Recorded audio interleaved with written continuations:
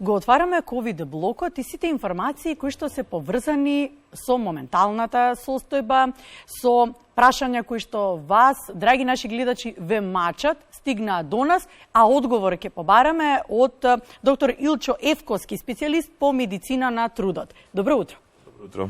Докторе, започнуваме со најактуелното можеби прашање. 2000 заболени во последните 24 часа, регистрирани од Институтот за јавно здравје. Не знаеме колку направиле брз тест дома, но дел од тие има и реинфекции. Се случува реинфекција и 2 пати во еден месец. Зошто се случуваат тие реинфекции? Тие реинфекции се случуваат поради варијантите на SARS-CoV-2. Сите тие варијанти имаат различен S-протеин, кој што е проблем да го да го примети нашето тело, кажано. Затоа и тешок е одговорот, односно касен е одговорот, дури во те клетките одговорот, што е после неколку дена, па добиваат реинфекции. Дали тоа ќе заврши со потешка болест или ќе заврши со полесна болест, зависи од тоа која е состојбата на човекот, кои се годините, каква инфекција имал претходно, кога ја прилежал, дали е вакциниран, кога е вакциниран, како е имунитетот на човекот, дали има некаква одбрана. Од она што го знаеме, последно и со омикрон варијантата веќе имаат и од омикрон, она што останува како имунитет, не врши едноставно доволно заштита од инфекција, од заразување. Тој врши работа во оние те клетки што го говориме цело време, дека врши работа за тешка болест COVID-19 или за смрт COVID-19. Не зборувам за имунитет, останат дали по вакцина или по прележување. Дали е тоа скоро прележување, дали е тоа скора вакцина, дали е тоа покасно прележување, покасна вакцина. Сите фактори играат улога во ова нешто, но секако, освен вирусот, тука и човечкото однесување, односно нашето слободно ширење на овој вирус, со што му дозволуваме нови мутации и нови варијанти да се појавуваат по светот, што неминовно го коси овој колективен имунитет кој што не го создале. До сега ние имавме создадено некаков колективен имунитет, јас го нарекувам сезонски имунитет, бидејќи тој трае една сезона. Имавме создадено кон алфа, имавме создадено кон дивиосо, имавме сега кон делта, но ете и после оваа масовна зараза во делта, ние гледаме во омикрон што ни се случува сега. Тоа е поради фактот што луѓето заборавија на превенцијата, на маските, на дистанцата, на вентилирањето на просториите, и државата реално не направи нешто многу во таа насока, ги остави луѓето да се заразуваат, односно да стигнеме до некаков имагинарен, замислен ковид имунитет. Такво нешто не постои до сега во литературата, не е забележано дека корона групата може да даде некаков долг имунитет. Се предпоставуваат и се даваат различни теории, но сето тоа се само теории. Ниту хибриден, ниту супер имунитет, не постои едноставно имунитет кон следната варијанта која што ќе се појави. Еве веќе во Хрватска се појави блиску до нас, да речеме. Регистриран некоја под варијанта на омикрон која што е уште повеќе. Значи, тоа е таа стелт варијанта, верувам, која што ја најавив уште на почетокот, кога се појави во Англија пред месеци и нешто, мислам дека беше. Стелт варијантата има таква промена S позитив, S негатив, ја викаат имунолозите, каде што фали едно делче во тој S протеин или не фали, тоа е BA1 и BA2, BA3, веќе ги има повеќе од омикрон под варијанти, групи разделени. Што значи тоа? Тоа се истиот омикрон, тоа е повторно омикрон, но во подредени групи. Таму S-протеинот, тоа што го објаснуваме, е врзувачкиот протеин. Оно што се врзува за нашите... Затоа велите побрзо се пренесува и од омикронот? Тоа е објаснувањето? Не, тоа е истиот омикрон. Значи, тоа ви го објаснувам. BA1 и BA2, и BA2 се исто омикрон. Значи и BA3, исто е тоа под омикрон се водат, сите тие нови варијанти. Значи самиот омикрон до сега создаде стотици илјадници подвидови негови, кои што ете резултираат да нема едноставно имунитет од заразување. Тоа нешто не го нуди нашиот имунитет, токму поради промените во S-протеинот, како што кажам, во врзувачкиот протеин. Затоа добиваме касна реакција на организмот и затоа добиваме касен имунитет имунитетски одговор од телото. И затоа и некако ми одговарате на прашањето во делот зашто некои реинфекцијата ја поминуваат полесно, некои потешко, се зависи од имунитетот кој што веќе сме го стекнале. Па тука и под прашање се извинам докторе дека веќе вчера еден од докторите, ајде да не именуваме, даде информација дека овие реинфекции и всушност толку лесното заразување со омикронот дека можеби е последица од кинеските вакцини. Можеме натаму да се насочуваме како во одговор дека можеби затоа се случува? Не, видете, не е дека до кинеските вакцини, Pfizer, Moderna, AstraZeneca, сите имаат реинфекции, сите завршуваат со тешка болест, голем дел завршија и летално, починаа луѓе кои што беа вакцинирани, за жал и со трета доза. Не е до вакцините, него е до одговорот кај човекот. Дали човекот има развиен одговор и колку нормално тој трае. А ние мора да бидеме свесни, тоа што го кажувам цело време, дека не постои долг имунитет за COVID, за SARS-CoV-2, мора да знаеме и тие клетки кои што ги имаме кај нас, просекот за цела корона група, тоа го кажувам, за корона група, клетките се 18 месеци. Значи, толку се, тоа е просек, да, до 3 години може да важат, може да штитат, може да ви помогнат да се заштитите од тешка болест. Но ставена е според групата, ставена проценката на општо на сите вируси во таа група на 18 месеци. Ако ние до сега говориме дека од 6 до 9 ради предострожност, заради опрезност од можни компликации кои што сега ни се случуваат, да тоа луѓето го знаат дека не се заштитени повеќе од 9 месеци со вакцините, дури од тешка болест.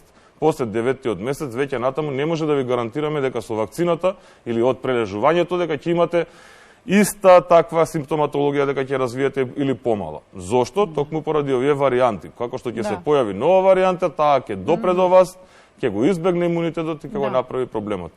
Вие доколку стоите незаштитени во една просторија каде што луѓето се заразени, како сметаме дека ќе се заштитиме од заразата? Како може да дозволиме и вакцините и веќе стекнатиот имунитет да си го направат своето? Точно, повторно е прстот кон нас и почитувањето на мерките кои што се наложени. Апсолутно дека не е време за општествена непослушност да се покажува и сакам да ве прашам во делот на компликациите кои што веќе ги споменавте, дали е во ред по прележување ковид? Ве најдиректно ќе ве прашам од она што можам да го слушнам кај повеќето пациенти, постојано интензивна кашлица. Колку таа треба да трае? Кои се тие компликации кои што се во ред и можеме да ги очекуваме, а кога треба да се вклучи алармот и прегледи на колку време треба да се направат? Видете, кај нас стратегијата околу приемот на пациенти, околу згрижувањето на пациенти, околу тестирањето, сето е закаснето и сето е утнато. Значи, вие правите ПСР тест после 10 дена, после 7-8 дена. Искрено тоа нешто нема кај нас клиничка релевантност. Дали вие после 10 дена ќе знаеме дека сте болен од SARS-CoV-2 или не, дали во меѓувреме ние ќе ве лекуваме или не, тоа е една малце поширока тема, но секако дека луѓето треба да поминат по редот како што е составен. Не е тоа измислено од нас, не е тоа од тука е произлезено, тоа е на светска база, на светски податоци и според него се водиме. Секако дека секој човек би требало штом почувствува некакви симптоми на настинка, кажавме, наедноставно така луѓето го разбираат, да се јават на нивниот матичен лекар. Од таму започнува нивната борба со сето што е присутно. Сега дали тоа ќе биде тестови. Така е, но тие брзи тестови може да ги искористите дома и може да ги искористите на некои места. Тие брзи тестови не се релевантен показател за тоа нешто дали е некоја присутна варијанта во моментот кај вас или не. Тие тестови не реагираат на стелт варијантата, не ја детектираат, токму поради она што ви го кажав, и S протеинот си прави таму проблеми. Исто и во PCR диагностиката направи омикрон проблеми, така да не се релевантни негативните тестови кога се изведени и брзите тестови, особено кога се изведени во рамката која што не треба да се изведе, односно кога вие не сте доволно заразни за другите, а вие барате некаков инфект во вашиот нос или плунка. Така да луѓето треба да се консултираат со лекарите кога да ги направат тестовите, кога да земат снимање на плуќа да направат, кога да испитаат дедимери, кога е следната контрола за дедимери за ЦРП. Не е само одете, трошете пари, испитувајте се. Според вас, кога треба да бидат добивате лажни резултати. Еве, ве прашам во поглед на досегашните пациенти кои што поминале. Се е индивидуално. На крајот од денот се е индивидуално. Не може да зборам за едно мало дете од 2 години, за човек возрастен или за стар човек на 90 години, што треба и како треба. Различна е сериозноста кај едното, кај другото, кај третото. Исто и одговорот на неговото тело, исто и на имунитетот. Да. Вакцините се тука во прашање, дали е вакциниран, дали е прилежан. Не е едноставен овој одговор. Сите фактори си играат. Но во секој случај би требало во првите неколку денови да се завршат тие анализи што треба да се завршат, крвни, лабораториски анализи главно и ПСР тест, за да знаеме да потврдиме со што се бориме. Понатаму ние третираме вирусна инфекција, дали таа ќе заврши со горно респираторна инфекција, долно респираторна инфекција, пнеумонија, потреба од кислород, тоа нешто мора да се следи, не може да знаете. Проблем е со COVID, гледате дека во 24 часа се менува целосно клиничката слика на човек. Така да, вие сега во моментов немате таква симптоматологија, за 24 часови правите цитокинска бура и завршувате на респиратор. Овој вирус е сериозен вирус. Не е дека овој вирус е некаква си обична настинка или обично грипче. Упорно 2 години тоа го збориме. Овој вирус е смртоносен вирус кој што остава и доста секвели по прележување. Кога ќе речат лесна варијантата, не можам да го разберам тоа нешто што значи лесна варијанта. Или за вас што е лесна варијанта? Значи лесна варијанта е човек, доктор, размислува на лесна варијанта кога вие нема да завршите во болница, кога вие нема да завршите на респиратор. Тоа за нас е лесна варијанта, тоа е за нас лесно прележување односно на болеста. А сето останато лекување, вие во таков случај се лекувате дома. Значи таму ја префрламе одговорноста кај луѓето, да се лечат, да се тестираат, да имаат одговорност и сите работи. Во поглед на пост-ковид реакциите... Сакав да речам само нешто, ќе ми дозволите. Лесна варијанта не значи, знаете како, вие, еве сега во моментов пластично да го објасниме, вие ако земете да заболите и останете дома 7 дена со симптоми, вие веќе почнувате да размислувате дали умирате, дали треба да идете на респиратор, дали ќе ви е потребен кислород. Значи, таа психоза дома која што се случува, бидејќи вие гледате што се случува по светот со COVID-19. Тоа бреме едно кое што ви се создава една тежина психичка, тоа дополнително ја влошува вашата состојба. Така да вие немате лесна варијанта доколку имате послед вториот, третиот ден уште температура висока, уште кашлица. Сите луѓе размислуваат тогаш, мене ова не ми е лесна варијанта. Па бараат третмани, бараат хоспитализации, дури и со минорни проблеми, они ќе се појават, бидејќи рачунаат лесна варијанта требало да помине до сега. Требало да биде настинка. Така, значи тоа нешто со лесна варијанта која што остава секвели, вртоглавици со месеци, паѓање на коса со месеци, не знам, кожни проблеми со месеци, дишање проблеми со месеци, неспиење со месеци, луѓето не може да заспијат со месеци луѓе. Тоа се пост-ковид реакции. Пост-ковид реакции имаме луѓе кои што сега тоа е и психосоцијална и мешавина, веќе луѓе 2 години имаат проблеми од овој вирус. 2 години се жалат на пост-ковид симптоми. Тоа воопшто за мене не е некаква си лесен вирус или лесна варијанта. Омикрон може да е лесен за оној кој што има имунитет, кој што е имун врз него. За сите останати тој воопшто не е лесен. И по прележување, ако речеме лесно како настинка го поминавме, по извесен временски период, да речеме 30 дена по прележување, треба да се направи серолошка контрола по вас, консултација со матичен, треба ли тие да бидат редовни? Да, серолошка контрола нема потреба да правите, оние испитувања што ги прават на антитела луѓето се тотална глупост. Така. Антителата се кон одредена варијанта, примерно кон Делта биле, сега за Омикрон тие антитела не ви вршат никаква работа. Може да ги имате милиони, нема да завршат никаква работа. Дали треба друго да се испитува после месец дена, секако дека треба да се следи состојбата минимум 2 до 3 месеци. Зависно од состојбата на човекот и со кого имате пред вас. Тоа е тоа главно што сакам да кажам. Мора да се следи, бидејќи имаме, пазете, здрави, млади, прави деца, кои што никогаш во животот немале никаква историја на болест, прележуваат лесно, домашни услови, оставаат ништо не прават контролни анализи, после 2 месеци прави мозочен удар, срцев удар, тоа нешто... Тоа е страшно. Тоа е страшно. Зошто? Затоа што не дошло да се исконтролира. Не завршува COVID-19 со тоа што вие ќе земете, ќе ви престане температурата или ќе ви престане кашлицата. И ќе добиете сила во... Не е до тоа нешто. Мора да се следи долгорочно ова нешто. И особено предупредувам луѓето да бидат предпазливи кон она што е околу вас. Во моментов имаме толку широка трансмисија да секој втор, трет човек велиме е заразен. Мора да бидеме свесни дека може и ние да се заразиме. Тоа нешто нема како да го избегнеме во општеството во моментов. Каде да влезете, вие имате некој сигурно кој што веќе е заразен или преносител. Сакам да го заокружиме разговорот со тоа што дали колективниот имунитет кој што еве сезонски, како и да го нарекувате, и во моментот кој што се ствара, ќе значи конечно крај на пандемијата. Некои здравствени работници веќе, доктори, најавуваат до пролет, од пролет веќе може да се збогуваме. Тоа се некои премногу оптимистички најави, но можеме ли да се подпреме на нив? Тоа се истите лекари и истите професори кои што и пред 2 години го завршија во лето.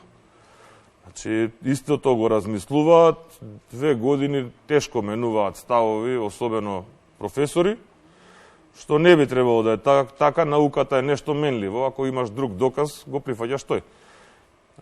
Дека ќе заврши со колективниот, нема да заврши со колективниот треба да ше колективниот. Тој не е колективен имунитет, доколку вие може да ја пренесувате и да ја ширите заразата. Овие вакцини не нудат такво нешто, овие нудат лична заштита, не колективна заштита. Тие се за вас, за мене, за него. Не штитат доколку вие се вакцинирате и јас, нема да го заштитиме него. Значи, таа може да циркулира зараза наоколу. Штом немате прекинна циркулација на трансмисија, вие немате колективен имунитет. Односно, имате личен имунитет, кој што требаше да го искористиме кај старите, кај болните, кај ранливите, кај хроничните пациенти, кај ранливата категорија во оваа земја, да се заштити целосно со уште еден дополнителен слој на заштита. Но другите слоеви на заштита ние не смееме да ги заборавиме. Немаме едноставно средено работи, адаптација која што требаше се заврши во ова време. Тоа ни купува време, овој колективен имунитет ќе ни купи одредено време, но ние треба да адаптираме во тоа време. Кажав, за да се справиме со респираторен вирус кој што се внесува преку дишењето. Значи 99% од заразите настануваат преку вдишување на аеросоли кои што јас ги сфрлам или вие ги сфрлате. Тоа е споделен воздух помеѓу мене и вас. Ако така настануваат заразите, ние треба да го исчистиме овој внатрешен воздух. Тука настануваат заразите. Надвор немаме толку заразување, имаме внатре, поради концентрирање на тие аеросоли. Доколку во оваа просторија овдека, во овие 2 години, инвестираа и направеа вентилација, и ја извршеа вентилацијата на професионален соодветен начин, да вие имате 6 пати менување на воздухот во оваа просторија за 1 час, да имате филтер HEPA или MERV 13 поставено, каде што тие аеросоли и вируси ќе се задржат низ вентилацијата додека го циркулира овдека воздухот. Тоа нешто ќе дозволеше денеска јас да немам маска додека седам со вас во студиото. Но ние 2 години стоиме во место. Доказите се пред нас, случаите надвор на терен ги гледаме и некако сме тотално игнорантски поставени кон сето она што значи заштита. Се ослонивме на лоши пораки од политичари кои што не разбираат медицина, немаат еден ден поминато на клинички центар, еден ден во образование медицинско, они решаваат за тоа како ќе биде, што ќе биде во државата и во светот. Ви благодарам, докторе. Илчо Ивковски, специјалист по медицина на труд. Се надевам дека се гледаме во нареден период, можеби со поубави вести. Ви благодарам на поканата.